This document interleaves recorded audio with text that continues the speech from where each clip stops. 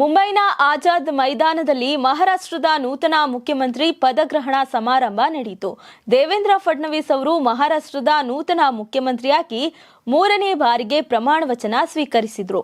ಇನ್ನು ಇವರ ಜೊತೆಗೆ ಉಪಮುಖ್ಯಮಂತ್ರಿಯಾಗಿ ಶಿವಸೇನೆಯ ಏಕನಾಥ್ ಶಿಂದೆ ಹಾಗೂ ಎನ್ಸಿಪಿ ನಾಯಕ ಅಜಿತ್ ಪವಾರ್ ಅಧಿಕಾರ ಸ್ವೀಕರಿಸಿದರು. ಈ ಪದಗ್ರಹಣ ಸಮಾರಂಭದಲ್ಲಿ ಪ್ರಧಾನಿ ನರೇಂದ್ರ ಮೋದಿ, ಕೇಂದ್ರ ಸಚಿವರಾದ ಅಮಿತ್ ಶಾ, ಜೆಪಿ ನಡ್ಡಾ, ರಾಜನಾಥ್ ಸಿಂಗ್, ನಿತಿನ್ ಗಡ್ಕರಿ, ನಿರ್ಮಲಾ ಸೀತಾರಾಮನ್, ಪಿಯೂಷ್ ಗೋಯಲ್, ಚಿರಾಗ್ ಪಾಸ್ವಾನ್, ಸಿಎಂಗಳಾದ ಯೋಗಿ ಆದಿತ್ಯನಾಥ್, ಚಂದ್ರಬಾಬು ನಾಯ್ಡು, ನಿತೀಶ್ ಕುಮಾರ್ ಸೇರಿದಂತೆ ಹಲವು ನಾಯಕರು ಭಾಗಿಯಾದರು.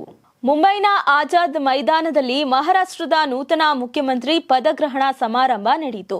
ದೇವೇಂದ್ರ ಫಡ್ನವೀಸ್ ಅವರು ಮಹಾರಾಷ್ಟ್ರದ ನೂತನ ಮುಖ್ಯಮಂತ್ರಿಯಾಗಿ ಮೂರನೇ ಬಾರಿಗೆ ಪ್ರಮಾಣ ವಚನ ಸ್ವೀಕರಿಸಿದರು.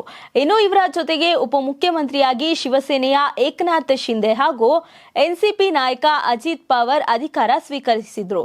ಈ ಪದಗ್ರಹಣ ಸಮಾರಂಭದಲ್ಲಿ ಪ್ರಧಾನಿ ನರೇಂದ್ರ ಮೋದಿ, ಕೇಂದ್ರ ಸಚಿವರಾದ ಅಮಿತ್ ಶಾ, ಜೆಪಿ ನಡ್ಡಾ, ರಾಜನಾಥ್ ಸಿಂಗ್, ನಿತಿನ್ ಗಡ್ಕರಿ, ನಿರ್ಮಲಾ ಸೀತಾರಾಮನ್, ಪಿಯೂಷ್ ಗೋಯಲ್, ಚಿರಾಗ್ ಪಾಸ್ವಾನ್, ಸಿಎಂಗಳಾದ ಯೋಗಿ ಆದಿತ್ಯನಾಥ್, ಚಂದ್ರಬಾಬು ನಾಯ್ಡು, ನಿತೀಶ್ ಕುಮಾರ್ ಸೇರಿದಂತೆ ಹಲವು ನಾಯಕರು ಭಾಗಿಯಾದರು.